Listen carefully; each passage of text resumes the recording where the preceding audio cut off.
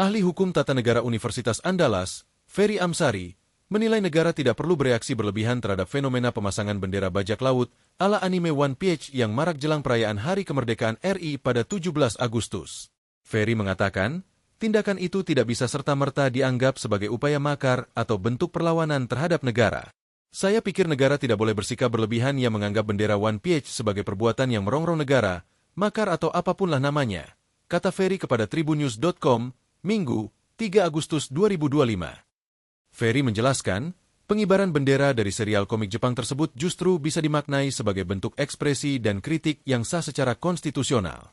Apalagi bendera ini kan diambil dari sebuah komik, yang tentu saja itu menjadi bahan dari anak muda dan kebetulan pula itu lambang bagian dari mengkritik negara karena tidak mampu mengelola negara dengan benar, ujarnya.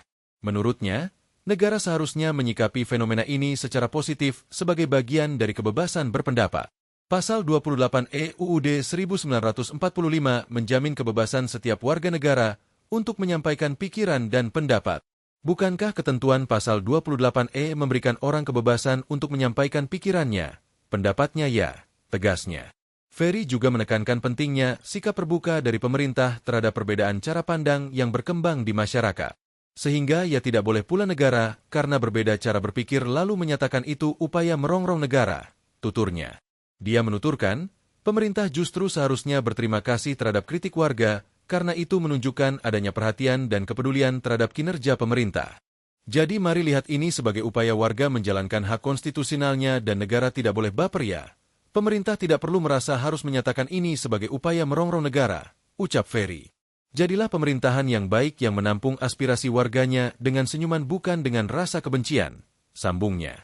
Sebelumnya, Wakil Ketua DPR, Sufmi Dasko Ahmad, menilai bahwa ada upaya untuk memecah belah bangsa lewat pengibaran bendera One Piece. Kita juga mendeteksi dan juga dapat masukan dari lembaga-lembaga pengamanan intelijen. Memang ada upaya-upaya namanya untuk memecah belah persatuan dan kesatuan bangsa, kata Dasko di Kompleks Parlemen, Senayan, Jakarta, Kamis, 31 Juli 2025. Namun, pada Jumat, 1 Agustus 2025, Dasko meralat pernyataannya soal fenomena bendera One Piece. Dia meminta agar tidak membenturkan para pencinta One Piece dengan nilai-nilai kebangsaan dan kecintaan terhadap merah putih. Tidak perlu ada narasi yang mendiskreditkan penggemar One Piece sebagai makar atau upaya menjatuhkan pemerintah, kata Dasko dalam keterangannya. Dasko mengingatkan agar seluruh anak bangsa bersatu dan senantiasa waspada terhadap segala upaya yang dapat memecah belah bangsa. Download Tribun X sekarang, menghadirkan lokal menjadi Indonesia.